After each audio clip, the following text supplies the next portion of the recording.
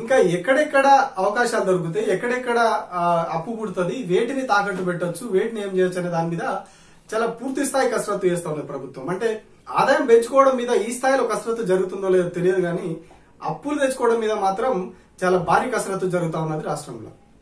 దానికోసమే ఇప్పుడు housing board పరిధిలో ఉన్నటువంటి భూములన్నిటిని కూడా తాకట్టు పెట్టాలని నిర్ణయించారు. ఇప్పటికే మహబూబ్ నగర్, కూకట్పల్లిలో ఉన్నటువంటి ఆ ల్యాండ్స్ అన్నింటిని కూడా ఓపెన్ ఫ్లాట్స్ ఉన్నా గానీ మిగతా ఏమున్నా కూడా వాటిని వేలం వేయాలని చెప్పి నిర్ణయం తీసుకున్నారు. వేలం ఈ మహబూబ్ నగర్ ఆల్రెడీ కూకట్పల్లి సంబంధించిన ఆల్రెడీ వేసేసారు. మిగతా ఎక్కడెక్కడ ఉన్నాయి రాష్ట్ర వ్యాప్తంగా అనేది లెక్కలు తీస్తా ఉన్నారు. అవన్నింటిని కూడా త్వరలోనే వేలం వేయబోతా ఉన్నారు. అట్లాగే సిటీలో ఇంకా చాలా చోట్ల ఉన్న వాటిలో గతంలో ఏదైతే హౌసింగ్ బోర్డు కింద కొన్ని అపార్ట్మెంట్ అట్లా కట్టి ఇచ్చినప్పుడు పార్క్ కోసం అట్లా కొంత స్థలం వదిలిపెట్టారు. పార్క్ కావచ్చు, ఇతరత్ర ఇంకా పక్కన వేరే అపార్ట్మెంట్ కట్టడానికి ఆ స్థలాలన్నీ ఇంక్లూడ్ ఆ పార్కు స్థలాల్ని కూడా ఇప్పుడు తాకట్టు పెట్టేందుకు చాలా రోజులుగా ప్రయత్నాలు చేస్తా ఉన్నారు. ఇప్పుడు అవన్నీ కూడా ఒక కొలిక్ వచ్చినట్టు కనిపిస్తా ఉన్నాయి. అందుకే వాటిని కూడా కంప్లీట్ గా తాకట్టు పెట్టేసి అప్పులు తెచ్చుకునే ప్రయత్నం చేస్తా ఉన్నారు.